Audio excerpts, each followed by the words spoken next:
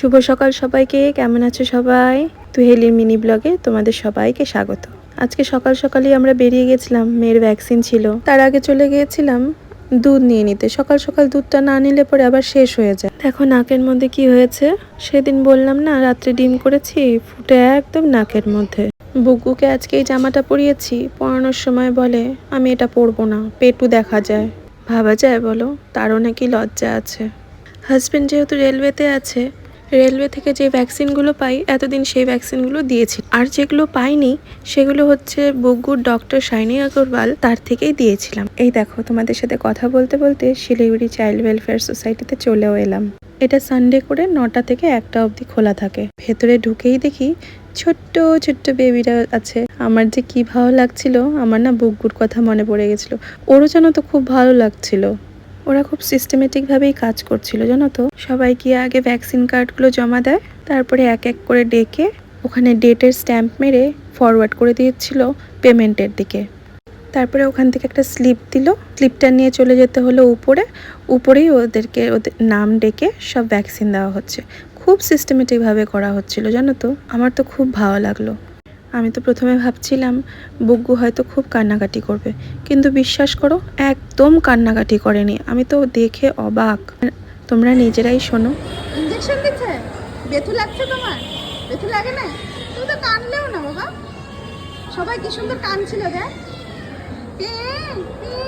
করে কানছিল না? হ্যাঁ, তোর ব্যথাই লাগে নাই? এ মা, আমার গুড গার্ল তো তুমি, তার জন্য তো ব্যথা লাগে না। ব্রেভ গার্ল না তুমি, তাই না? হ্যাঁ, তুমি ব্রেভ গার্ল না?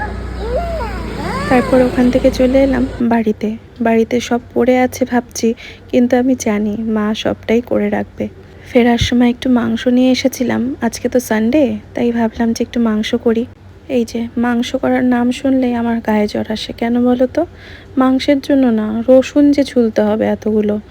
আমার একদম রসুন ছুলতে ভালো লাগে না জানো তো। আমি তাই জন্য বাজার থেকে না বড় কুয়ার যে রসুনগুলো ওগুলোই নিয়ে আসি, ছুলতেও বেশ সুবিধে। আমাদের আজকে আরও কিছু কাজ আছে টুকিটাকি, তো ওগুলো করতে আবার বেরোতে হবে। ভাবছি মাংসটা করে ভাতটা বসিয়ে বেরিয়ে যাব, মা বাকি রান্নাটুকু করে রাখবে। এই যে রসুনটাও ছোলা হয়ে গিয়েছে, ওদিকে পেঁয়াজটা আমি আগেই কেটে রেখেছিলাম, আর মিক্সিতে টমেটো আদা আর লঙ্কা পেস্ট করে নিয়েছি।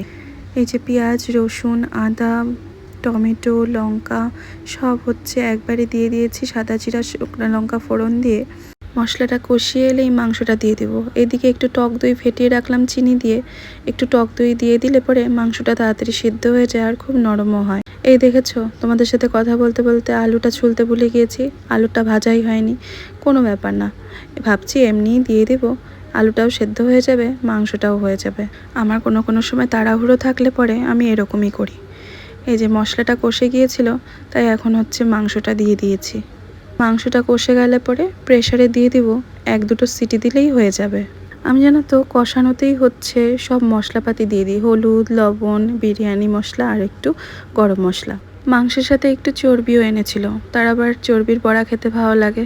এটা পরে খাওয়ার সময় ভেজে নেব, এখন আর কিছু করব না। এখন যাব কাজে, অনেক কাজ আছে বাইরে, সেগুলো করে নেব। মা তো আর মাংস খাবে না, তার জন্য মা হচ্ছে তরকারি কিছু করে নেবে। আমি আর সেগুলো করিনি। আজ চলি তাহলে, টাটা।